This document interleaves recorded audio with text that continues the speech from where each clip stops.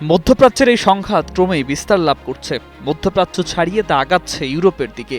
এই পরিস্থিতিতে আমেরিকার কারণে মোটামুটি বিধ্বস্ত অবস্থা ইসরায়েল এবং মার্কিন মিত্রদের। ট্রাম্প সাহায্য চাইলেও মুখ ফিরিয়ে নিয়েছে ইউরোপ। এদিকে তেলের বাজারের অস্থিরতার প্রভাব আমেরিকার অর্থনীতিকেও চাপে ফেলেছে। এই বহুমুখী সংকটে ট্রাম্প বুঝতে পারছেন না ঠিক কি করবেন, যার ধারাবাহিকতায় আমেরিকা হরমুজ প্রণালী খুলে দিতে ৪৮ ঘন্টার আলটিমেটাম দিচ্ছে।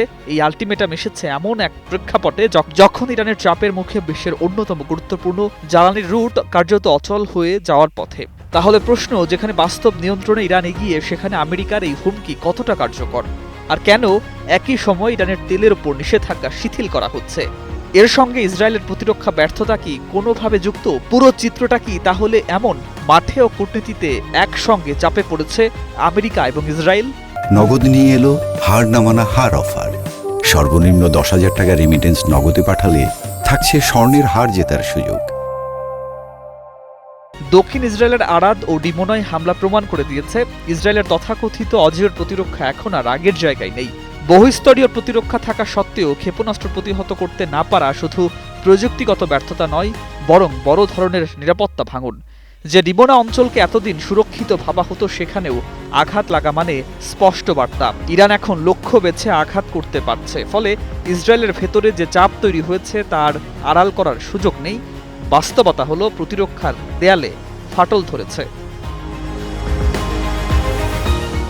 এই পরিস্থিতিতে আমেরিকার আচরণ আরও প্রশ্ন তৈরি করে। একদিকে ট্রাম্প ইরানকে হরমুজ প্রণালী খুলে দিতে আলটিমেটাম দিচ্ছে, অন্যদিকে ট্রাম্প নিজেই চাপে পড়ে উল্টো ভয়ে ইরানের উপর চাপানো তেলের নিষেধাজ্ঞা প্রত্যাহারের ঘোষণা দিয়েছেন।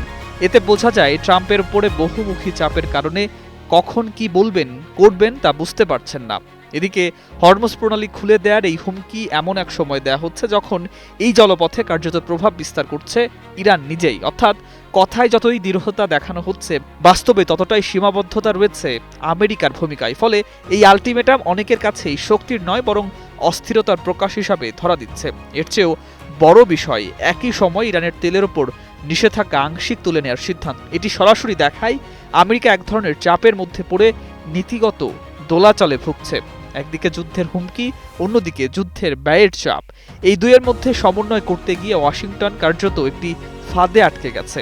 তেলের বাজার অস্থির হয়ে উঠলে তার প্রভাব বিশ্বজুড়ে পড়বে, আর সেই চাপ আমেরিকাও এড়াতে পারছে না। ফলে কঠোর অবস্থান দেখানোর পাশাপাশি তারা নরম পথও বেছে নিতে বাধ্য হচ্ছে। এই পুরো চিত্রে সবচেয়ে স্পষ্ট যে বিষয়টি সামনে আসে তা হলো আমেরিকার কৌশলগত দোটানার সরাসরি প্রভাব পড়ছে ইসরায়েলের ওপর।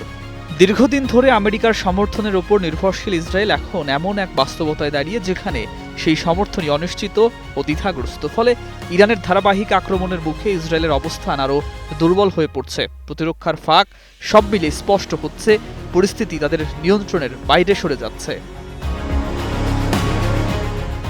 অন্যদিকে ইরান এই পুরো পরিস্থিতিতে কৌশলগতভাবে এগিয়ে রয়েছে। সরাসরি আঘাত, জ্বালানি রুটে প্রভাব এবং প্রতিপক্ষকে চাপে রাখা সব মিলিয়ে তার একটি সুসংগঠিত পরিকল্পনার ইঙ্গিত দিচ্ছে।